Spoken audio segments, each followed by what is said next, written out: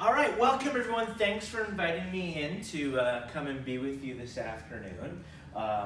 Did you get the bill yet? Because if you're not gonna, okay, I want to make sure you get paid for this. Anyway, don't do that.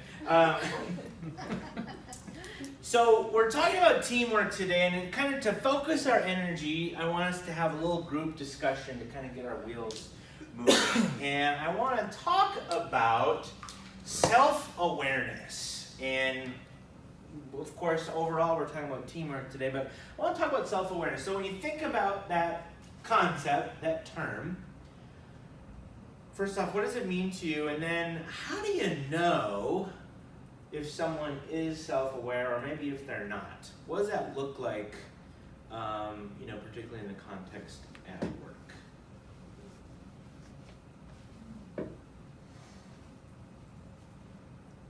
They can be honest and vulnerable and not put up a facade. Oh, so the facade thing, so it kind of feels like they're maybe a little bit more authentic. Yes. Yeah. Okay. They ask if something is bothering you. They ask, like, is it okay if I turn on my radio? Is it okay if I may being too loud? They're like thoughtful of their environment and colleagues. So kind of checking in on what impact they're having. Like they're wanting feedback, open to feedback. Yeah. Willingness to apologize and take responsibility for their own struggles. Maybe more likely to own their own stuff. Yeah. So in some ways, I wonder if they're maybe less defensive. I don't know.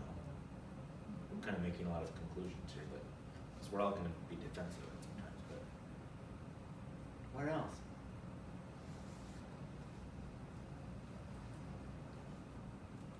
What would be the flip side? How do you know someone isn't self-aware? What might that look like?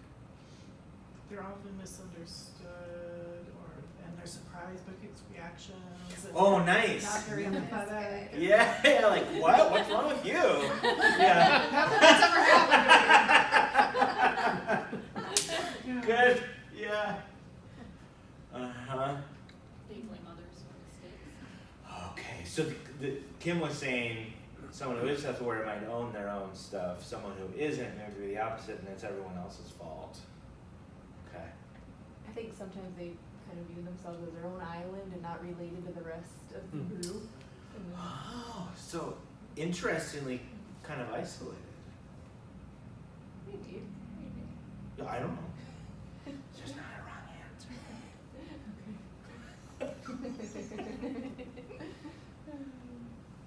What else comes up when you think about? Now we'll start to get real scary and approach maybe some feelings of vulnerability. On the front end, before we get into your own reports, can you maybe think of a time when you've found yourself, oh, I really was not aware of myself in that? Reflecting on it, you might become aware, but I found that sometimes I was too enthusiastic at meetings and I was offering lots of ideas and I didn't recognize that that was actually having an effect on other people's comfort level of speaking up. So like in that group setting I had to change. When I became aware of it, I was like, why is there nobody else talking? Like I'm doing now. But and then having to give them the opportunity to speak first and then putting my ideas a little bit later, and then we found more people felt more comfortable coming forward. yeah, so that's a good example of how all of us, no matter how self-aware we are, in a given moment, that might just go away for a bit, right? Maybe we're really excited and we're just not thinking about ourselves as much as we normally do.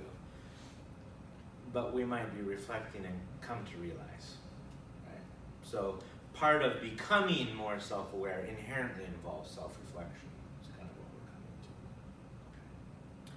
Well, how many are excited to gain a little bit more self-awareness? There's a wrong answer for this one.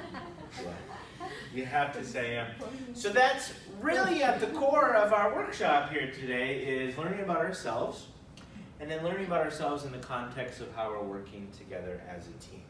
Now, before coming today, you all were asked to complete the WSQ discovery. And in a moment, I'm going to hand out your reports. But before we do that, I kind of want to give you a little background to set it up so you have a little context about what you're looking at, okay? Okay, so you're going to see that in WSQ Discovery, one of the things that's maybe a little bit different about this tool, because how many have ever done like the Myers-Briggs? Yeah, maybe StrengthsFinder, like you've all done all the things, right? So here's just another one of those things. But I promise you this is a little bit different, and hopefully it's going to give you maybe even some deeper insight about yourself. One of the things that's different is that we're actually measuring personality in different layers with WSQ Discovery.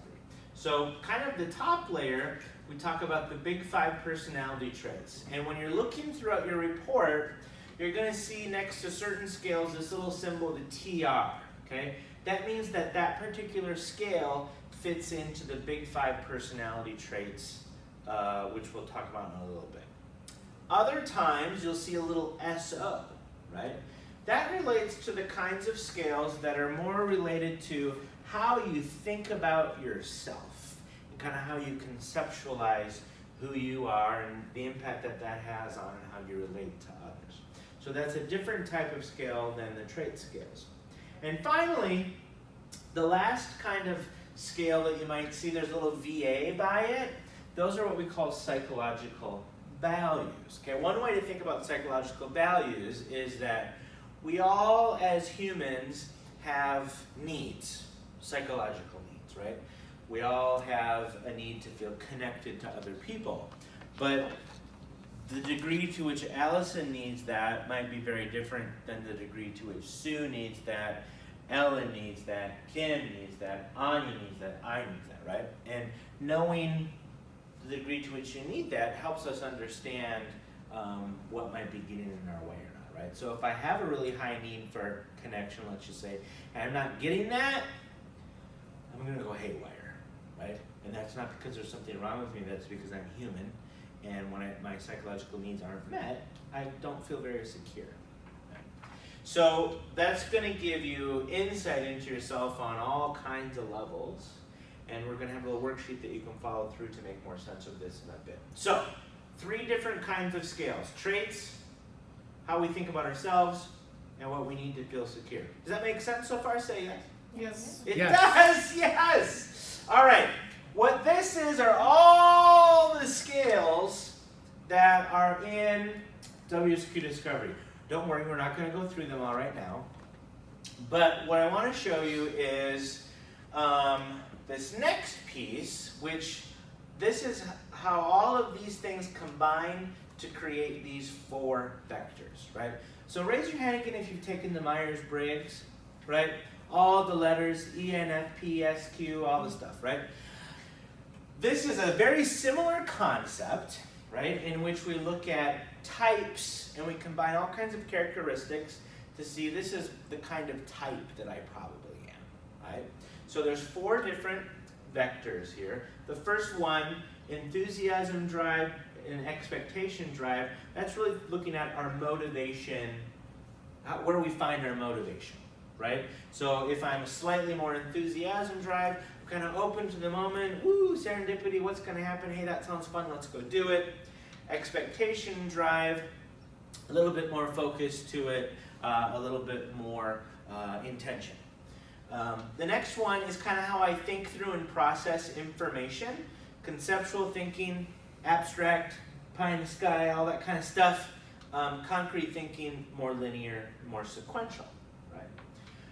The next one, this one's a little bit more traditional, versus where I kind of orient myself and my energy externally or internally.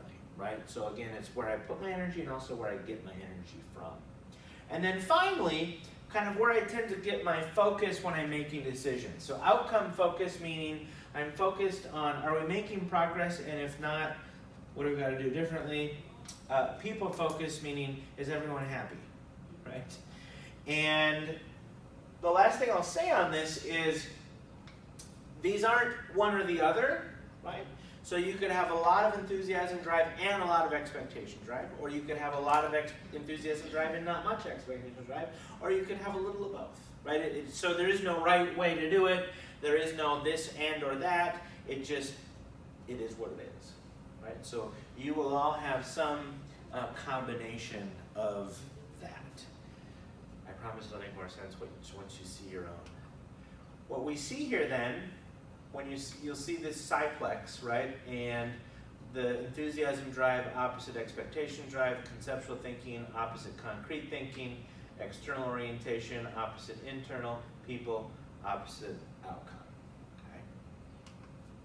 So we don't need to spend a lot of time on this, but all of those scales load onto one of the vectors.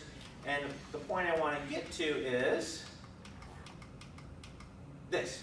So you're going to see your PsyPlex picture, and we talk a lot about this quote at our organization, which is, all humans are like all other humans, all humans are like some other humans, and all humans are like no other humans. Okay? You're all going to be like some other humans in that some people have a high enthusiasm drive, right? That's the way in which we're like some other humans, because some of us have a high enthusiasm drive. What that looks like and how that's expressed and where that's coming from is going to be different for each of us, right? That gets at the scales that load onto this, right? So for this person, what would you guess is the key driver of their enthusiasm drive? Change. Yes, they're seeking of change. Why did you say that? Whoever said it. All of you said it kind of together. More yellow. Yeah, because it's the highest, right? So the longer we go over here, and you certainly can't see it. That's okay, I can't either. So this is telling you basically your score on this particular scale. Oh, there it is. So this person is the 95th percentile on change, right? So they have more of this particular trait than 95% of everyone who's taken this instrument, right? What's the scale or the aspect that is least impacting their enthusiasm drive? Trust. Right, so their trust isn't really a huge factor that's adding to their enthusiasm drive, right? Now that might be completely different for someone else's enthusiasm drive. Does that make sense? Okay. Another example. So for this person, now their people focus is not huge, it's just about to the middle there, 44th percentile. So some, but not a ton. Even so, what component of their people focus is really strong? Connection. Yeah, their need for connection, right? So the rest of it isn't necessarily all that important, but their need for connection is the thing that's giving them the amount of people focus that they do have, okay? So that's the part, being connected to others is going to be a driving force for them. Does that make sense? Yes. Oh, thank you. All right, good. So here's what we're going to do.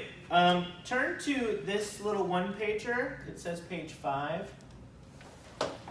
And on the bottom of that page, you'll see where it says individual reflection. And it says, consider your PsyPlex on page 4, which we're going to get in a little bit. And the subscales on pages 5 through 12 and respond to the following. What are your most prominent vector preferences? So, outcome, people, all those. How can these be leveraged as strengths, and how can these get in the way at times? And then what are your least prominent? Same questions. Okay, so we're going to basically what we're doing here, you're going to let you spend some time with your own results, kind of take them in as kind of our first portion here. Okay, time out. Now we're going to step into, we're back in our certification seminar. Questions, thoughts, feedback, comments on kind of that really quick opening of a potential team thingy? How big of a team can you have? Ooh, Yeah. 1,000. Yeah, you know, we did this literally last week with a group of 60 people. Yeah, and it works just fine. Once you have 1,001, it doesn't. Yeah, that's true. Yeah, or even 1,000.5 could be a lot. That's a lot of paper. Yeah. A lot of paper. Yeah, we actually didn't print the reports. We emailed them. Oh, to you them. didn't? Yeah, yeah, we didn't print But that. seriously, 50, 60, you do it more as you'd probably present kind of presentation style a little more than they'd break into little groups and do stuff. If you had a floater or two to kind of help you. But it was literally this exact same. Yeah, format. but you, So, right. Yeah, right. it wasn't anything different. In fact, I took these slides and put them in this, so it was the exact same thing. What you want to do, because obviously you all already have that background, I'd probably go a little bit slower, make sure that they got the high level concept of what they're going to be looking at, right? Then you're going to hand it out, and then they're going to realize they don't know, and so that's why you want the floaters going around. Okay. Other questions to kind of get it started? So one little piece, I like to start with that opening discussion, and I did self-awareness for this one just because it has a lot to do with self-awareness, and I think it's kind of an interesting way to get people's brains going in terms of what this is about self-awareness and how do they recognize self-awareness, and to ask them, how do you know when other people aren't self-aware, that asking them that first is easier to access than how do you know if you're not self-aware, right? So if you start with talking about other people, that'll slowly work them into talking about themselves. Also in those opening discussions, you can kind of get a sense of where they're at with things, right? Right off the bat, you can tell, okay, how comfortable is this group gonna be with each other? Where are the talkers? Who are the people who are gonna be a little bit more resistant maybe? And those opening discussions can kind of help tease that out a little bit. Because what you wanna know as a group facilitator is, who are my go-to folks when I feel like the group isn't going anywhere that I can lean on?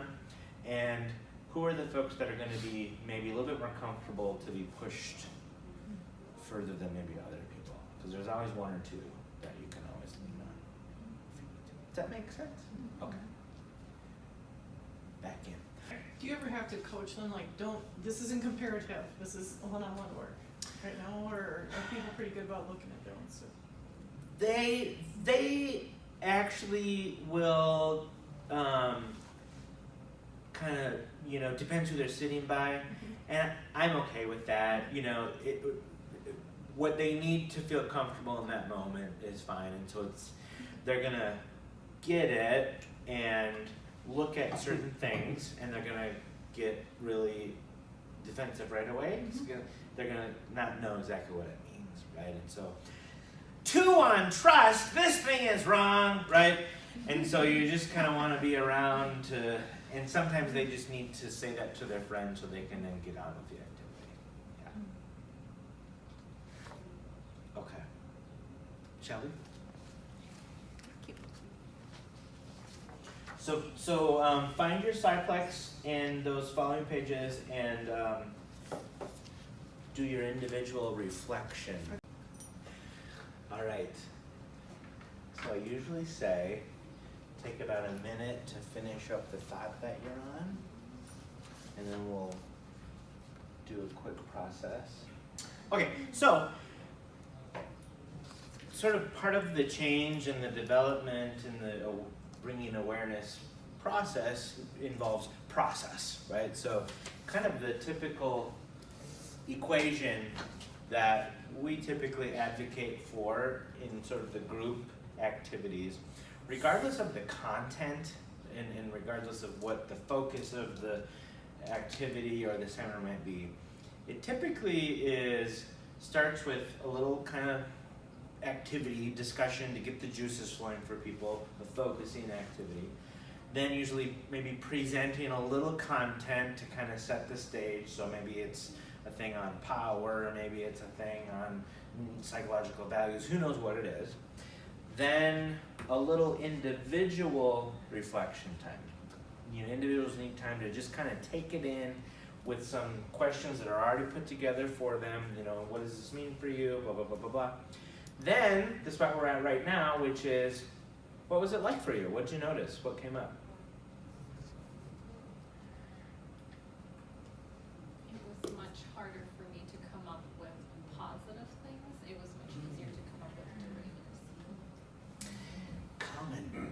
Yeah, we tend to, and this is where I would kind of insert some self stuff, which is, we do a lot of assessments, comprehensive assessments with leaders, and then we give them feedback. And we usually start with talking about all the strengths that we uncovered, and they like to move past that as quickly as possible so that we can give them feedback on all the things they suck at. So yeah, and then I might follow up with, so why might it be so difficult for us to look at our strengths?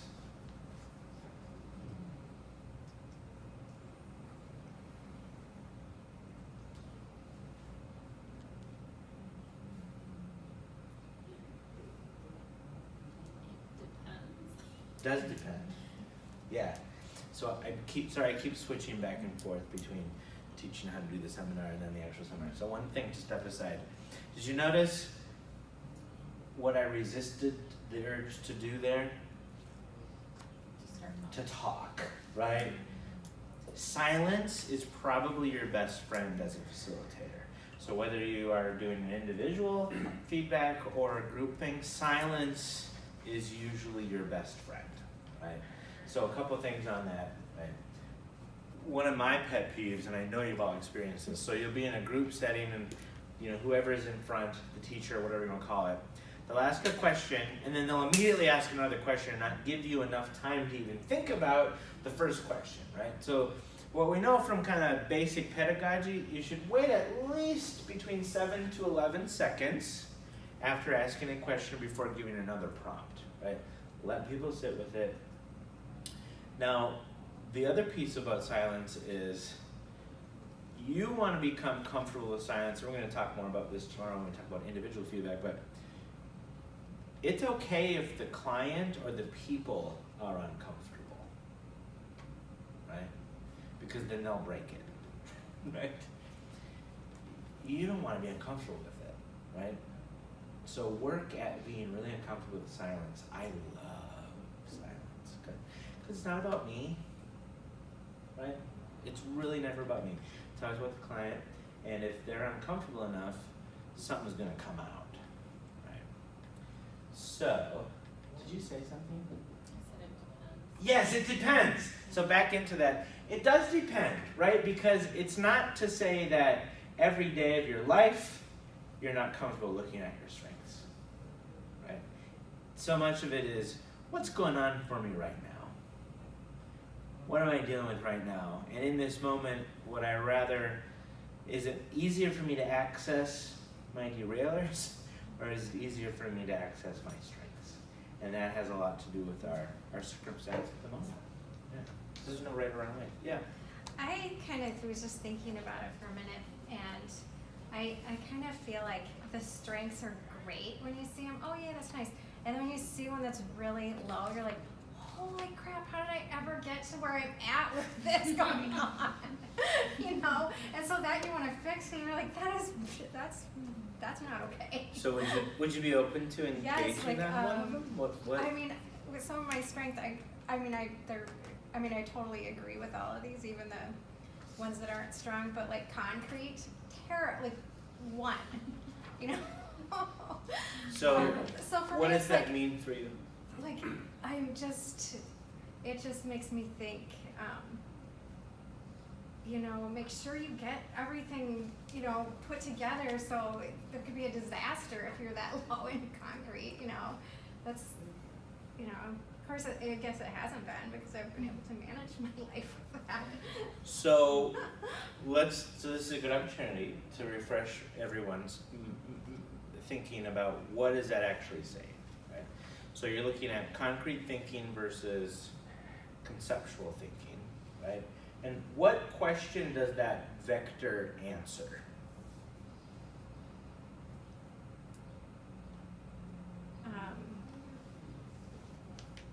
Well, concrete. How do you process information and use information? How do you process and use information? Okay. Is there a wrong way to process and use information? Yeah, that's a good way to think of it, because We'll answer the question. Is there a wrong way to process and use information? no.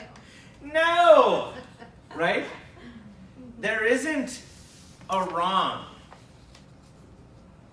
There's not a wrong. Right? Uh-huh. It just is. Right? Mhm.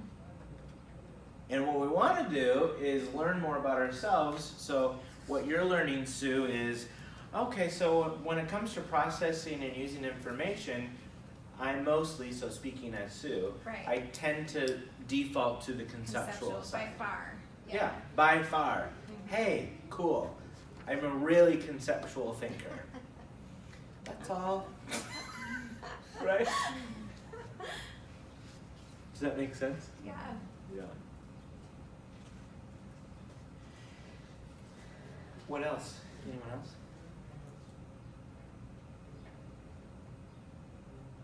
It feels naked. Same one. Vulnerable, right? Like all of a sudden everything is out there for me to see, maybe my employer to see. Like they know what I suck at. So Which just again, so like, just to clarify, But really think about it. so just to clarify, you're the only one that has seen this so far. Right. What we're looking at here, again, and this is normal to have to go around a few times, right? What we're looking at here is personality, right? Personality is a piece of what likely drives behavior. Is it the only thing? No. Okay. So if someone scores low on seeks change, does that mean it is absolutely impossible for that person to seek change? No. Not even close to that. What it means is that person's internal natural inclination to do that is fairly low. That's the only thing it means, right? Doesn't mean they can't do it. It means that, yeah, they're probably not naturally inclined to go out of their way to seek change. And the more that they know that about themselves, the more that they might be able to recognize, oh, maybe this is one of those times when I should lean a little bit more into that change. Because I can do it if I decide to. But it might not even enter my consciousness if I don't really think about it more intentionally. Does that make sense? Okay. So I guarantee you, nowhere in any of those 40 pages does it say that you suck at anything. Guarantee you. Okay. All right. I want to move on a little bit here and talk a little bit more about teamwork and really this concept of effective teamwork. Okay, so when you think of effective teamwork, what comes to mind for you? What comes up? Throw it out there. Shared mission. Shared mission. Collaboration. Collaboration. Openness. Openness. Trustworthy. Trustworthiness. Winning. Winning. Results. Results. Right? Momentum. So what was that? Momentum. Oh yes, I love momentum. Okay, so all those things, right? Now there's one word that was said that really has a lot to do with teamwork, that's collaboration, okay? So when we're talking about teamwork, we can really think of kind of two buckets of teamwork, working with others, right? So we can talk about working transactionally, and then we can talk about working collaboratively, right? Working transactionally might be something like, this is what I can do for the project, right? Here's kind of what I'm able to put in. Working collaboratively would be asking the question, what does the project need from me? you see the difference between those two? Right? Transactionally, well, this is what I'm willing to put in. Collaboratively, what do you need from me? Okay. Very different feeling. Working transactionally, well, I'm a conceptual thinker, so someone else needs to keep us organized. Right? That's that example earlier, which is using an assessment to justify why I don't have to change. Right? And that's not supposed to be a question. I forgot to change that. Collaboratively would be, yes, I'm more of a conceptual thinker, but will work to be more organized for the group. Right? So again, it goes back to this idea of the self-awareness helps me understand what I can easily bring to the table, and then what I'm going to have to be more intentional about, depending upon what the project or the group needs. Does that make sense? Say yes. Yes. Okay, good. So what I want to do now is arrange yourselves so that you are in a team, and we can help with that physically. But before you go flip your reflection page, so the back of that page 6, or it's page 6 actually. You'll notice here a small group reflection section, okay? So then, time out. So this would be the next stage typically, right? So we do our little large group process. Hey, what was the individual reflection time like? Maybe a little bit more content, then small group reflection, chew on it together, again with guided questions already ready to go. So we have here, again, considering your PsyPlex and your information about yourself. Here's what we have. Project planning typically taps most into the enthusiasm, expectation, drive, and the conceptual concrete thinking vectors. So those kind of 2 slices. Share with the group your thoughts on what it might be like for someone who is opposite of you on those vectors. Okay? So we're starting to get into perspective taking, right? So again, let's say that I'm mostly a conceptual thinker. I'm working on finding a project with a concrete thinker. What might that be like for that person? To try to pin me down on something, right? After sharing your thoughts, ask those in the group with those vector preferences if your perceptions are accurate of their experience. Okay? Does that make enough sense? Okay, ready? Break. Here, we can flip what we, oh yeah, maybe you can just do that, Allison. That'll work out. Yeah, so then this would be the point where we'd roam around. Now the rule that I usually have for small group reflections is 3 people at least typically. 5 is kind of the ceiling for me because the more people you have in a group, then the more people can hide. Right? So 3 to 5 in a small group. Does that make sense? 1 is not enough, because that would be not a group. 2 we can live with if we have to. 3 is ideal. Okay. Enjoy it.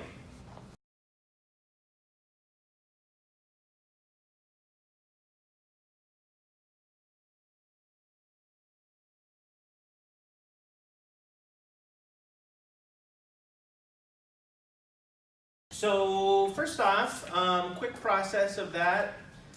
What'd you notice? Anything that came up that'd be helpful to share with the larger group?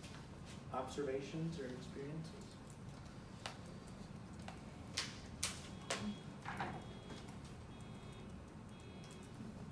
It's so helpful to hear others' perspectives. I think. Yeah. I like that. Yeah. In terms of anything in particular? Well, specifically other sides of the vectors. Getting a deeper sense of Yeah. what life is like for that person Right. when you're at a meeting. Yeah. Anything anyone noticed about themselves and just in that brief little activity that they maybe hadn't noticed before? I don't really know how to articulate it yet. I had to think about this, but I Yeah. really would have sworn I was people focused. So this is messing with me a little bit. Oh. But the more I'm thinking about it, when I'm trying to work on stuff, I'm aware of other people and concerned for them, but let's get this done and let's kind of, Yeah, I think, I mean, yeah. yeah, well, and you have some. Yeah. Yeah. But I would be, this is still a shock, I'm like, what? Yeah, Yeah. well, and I think, kind of getting a little bit deeper for you all, this is one way, I don't know if I'm saying the right thing. A lot of people are going to have some experience with the Myers-Briggs. So they have a concept for some of this stuff. This isn't the Myers-Briggs, right? So it's not a direct one-to-one comparison because we're layering on multiple layers here to really get at stuff. So we have the traits, but then don't forget we have the self-concept, how we think about ourselves, and then at the deepest layer, the psychological values, right? So if I'm someone, for example, who might have a high need for information, which I'm not, right?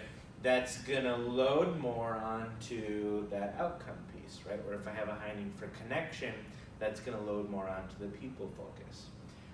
Myers-Briggs isn't gonna touch that stuff, right? And so this gives a kind of a more well-rounded picture. So if I were to look at yours, Kim, I would say that you, without question, are paying attention to the people in the group, but what's really driving a lot of your decisions in the moment is, okay, what's the next thing that needs to happen in order for some progress to be happening? Does that make sense? That makes complete sense, Good answer.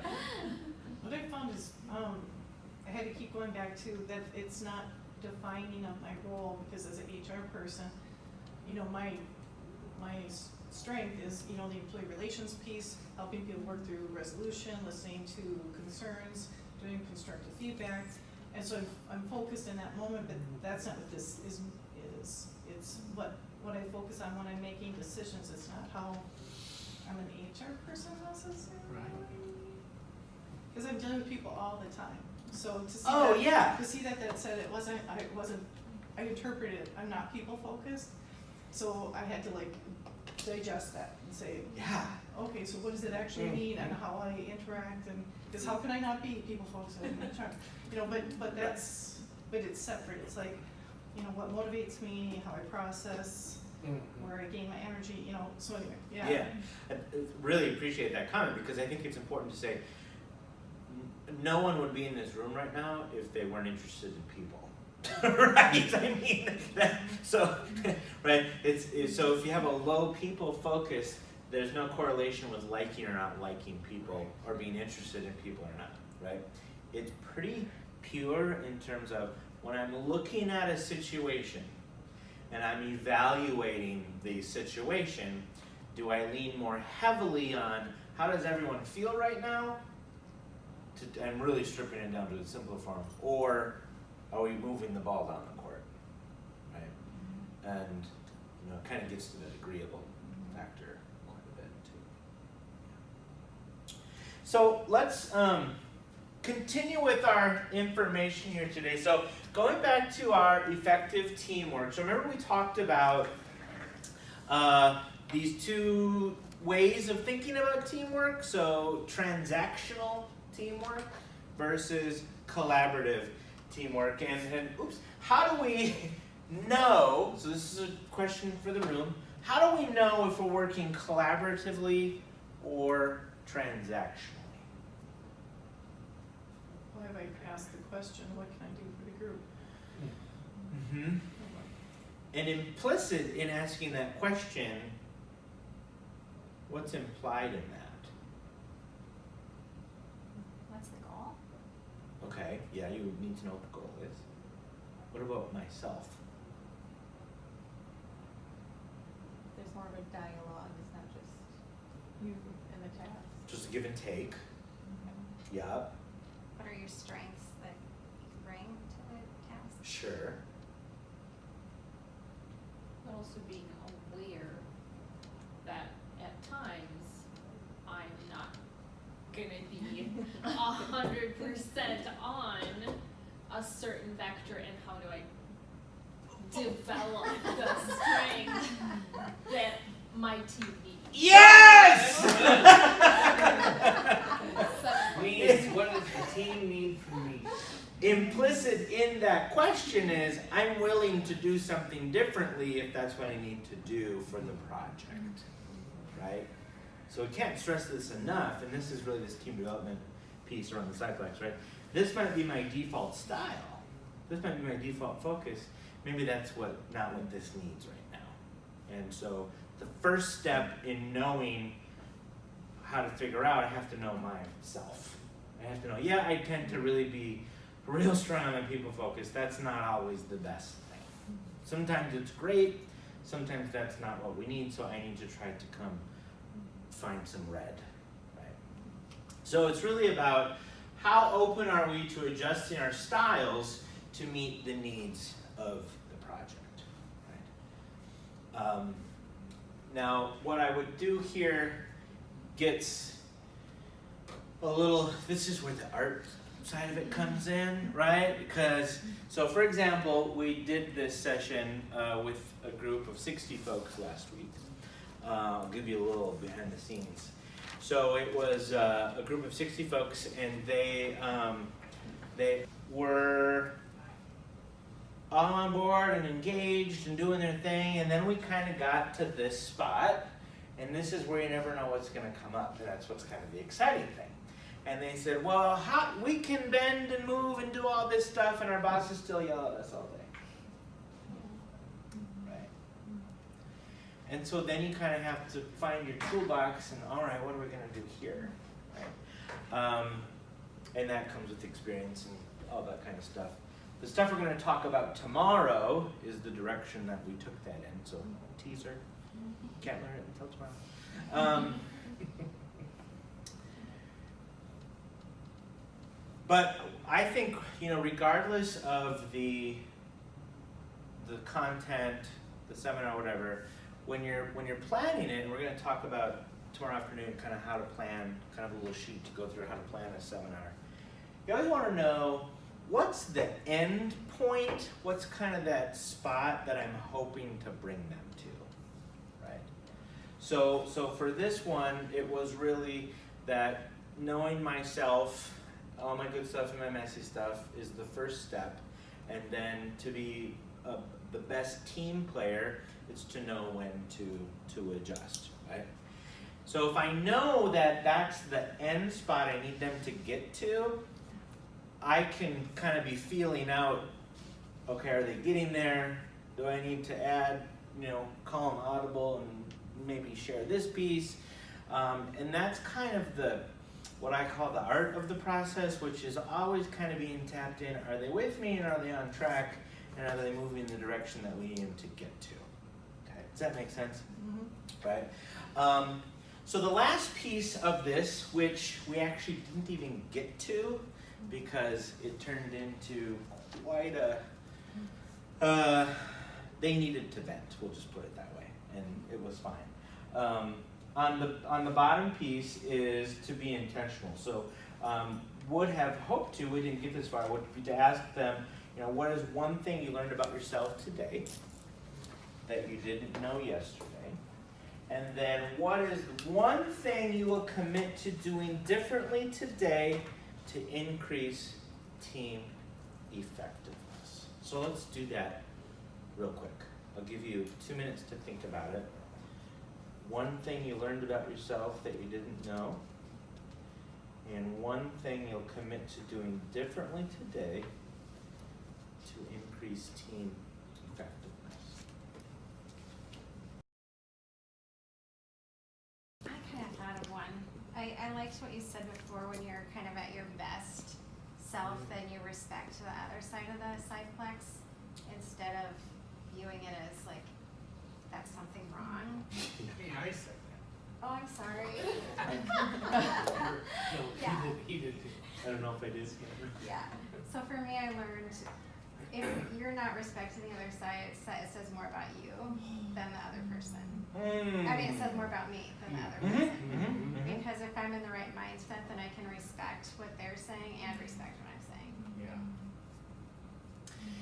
And really what that's about at the core, and we'll talk in depth about this tomorrow, is that when we are at our best, a piece of that means that we're securing our identity at that moment. So what someone does or doesn't do doesn't have an impact on how I feel about myself.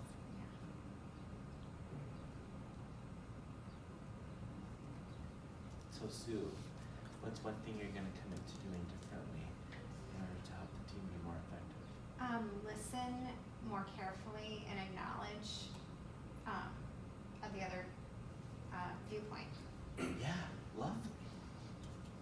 Thank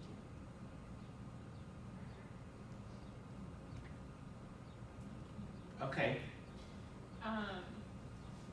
So I heard myself being dismissive to how people feel in that process of kind of when they're working on the project, and so With your outcome focus. Mhm. Yeah. Right, and so making sure that I am in tuned and allowing for process to happen, and that outcome doesn't need to look like one thing. Outcome can look like different things. Lovely. Thank you. See, this is the part in the workshop, whatever you want to call it, when you realize what people are actually thinking about during the whole thing. And it's always fascinating, because it always blows your mind. We have 3 more people left. Okay. I learned about, outcomes driven, which Mhm. is interesting to me. And I think the thing that I really want to work on is more of the conceptual thinker, working on slowing down and trying to join the conceptual thinker, because it's not a bad thing and I don't have to stick in my space. Yeah, because I think that's good, because sometimes with conceptual thinking, there is a faster piece, like, let's go. Yeah. Yep. Nice. Thank you. I learned that I'm a higher outcome focused than people focused. But then I have this huge need to be part of the group. I mean, that was like 90% or something Yeah. funny. And then I have to do a better job of maybe even solicit concerns and to validate when people do bring up concerns and not be, Pollyanna, because that can feel disrespectful. Oh. So say, I really hear that, we can keep that in mind, but somehow validate them and keep my level of optimism, but not in a way that discounts their concerns. Lovely. Yeah, yeah. I can relate to that. Sometimes it's wanting to almost take away the pain, if you will, Mhm. by infusing the positivity. Can feel, well, my pain matters too. And let me have that. Yeah. Nice. Thank you. I learned, well, I'm kind of a little bit of both in a lot of the areas, and I guess I learned that there's no better or worse of either, any of them, and just how people interact with me. There's often more to it than me just taking it personally a lot of the time. And yeah, go. Yeah. So you realize you're telling yourself a lot of stories. Yes, Yeah. exactly, yes. And I think I will consider how my strengths might interact with others going forward and just figure out how to be more effective. Thank you. Thank you, everybody.